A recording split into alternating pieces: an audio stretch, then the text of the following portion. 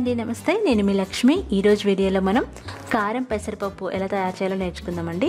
అదేనండి, బయట షాప్లో మనం మూంగ్దాల్ నమ్కీన్ అని కొనుక్కుంటాం కదా, హల్దీరామ్ కంపెనీని ఎక్కువ కొనుక్కుంటూ ఉంటాం. అదనమాట యాజ్ ఇట్ ఈస్గా అదే టేస్ట్ వచ్చిందండి. చాలా సింపుల్గా ప్రిపేర్ చేసుకోవచ్చు. మీరు తప్పకుండా ట్రై చేయండి. మరి రెసిపీలోకి వెళ్ళిపోదామా? ఇక్కడ నేను 1 కప్పు పెసరపప్పుని తీసుకుని ఒక గిన్నెలోకి వేస్తున్నాను. ఈ పెసరపప్పు వంటికి చాలా మంచిది కాబట్టి మనం ఎన్ని రకాల స్నాక్స్ అయినా ప్రిపేర్ చేసుకోవచ్చు. 2-3 సార్లు శుభ్రంగా కడిగి 1/2 టీ స్పూన్ ఉప్పు వేసి నిండుగా నీళ్లు పోసి 3 నుండి 5 గంటలు నానబెట్టుకోవాలి. 5 గంటలు నానిన తర్వాత ఇలాంటి జాలి గిన్నెలోకి వేసుకొని ఒక 10 నిమిషాలు ఉంచాలి. అంటే వాటర్ అంతా కిందకి వచ్చేస్తాయి అనమాట.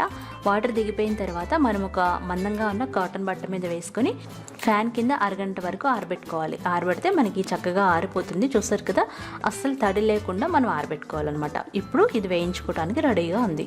ఇప్పుడు మనం డీప్ ఫ్రైకి సరిపడా నూనె తీసుకోవాలి. నూనె ఎక్కువ తీసుకోవాలన్నమాట. ఎక్కువ తీసుకొని నూనెని బాగా వేడి చేయాలి.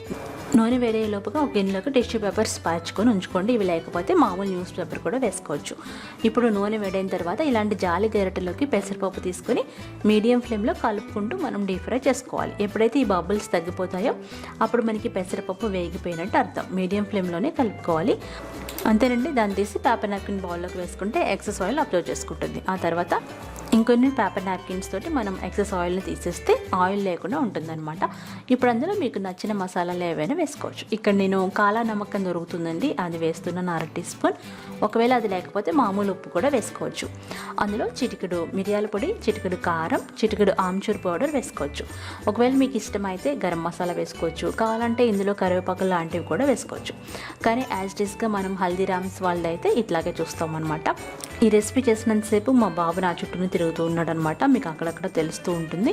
సో ఫ్రెండ్స్, ఈ రెసిపీని మీరు తప్పకుండా ట్రై చేయండి. 6 మంత్స్ వరకు నిల్వ చేసుకోవచ్చు. మీరు ఒకేసారి ఎక్కువ చేసుకొని కూడా ప్రిజర్వ్ చేసుకోవచ్చు. మీ దగ్గర జాలి గరిటె లేకపోతే మామూలుగా డైరెక్ట్ ఆయిల్లో కూడా వేసుకోవచ్చు. కాకపోతే తీయడం కొంచెం కష్టంగా ఉంటుంది. అంతేనండి. మనం కొంచెం వేడిగా ఉండగానే మసాలా వేసేసుకోవాలి. ఈ పప్పులు కొంచెం వేడిగా ఉండగానే మనం మసాలాలు వేసేస్తే పప్పుకి బాగా పడుతుంది. అలాగే ఈ పప్పు మొత్తం చల్లారిన తర్వాత 8 డబ్బాల్లో నిల్వ చేసుకుంటే 6 నెలల వరకు చాలా బాగుంటాయి. మీరు తప్పకుండా ట్రై చేయండి. ఒకేసారి 1/2 కేజీ కానీ కేజీ ప్రిపేర్ చేసి పెట్టుకుంటే బోల్డ్ అన్ని రోజులు తినేయచ్చు.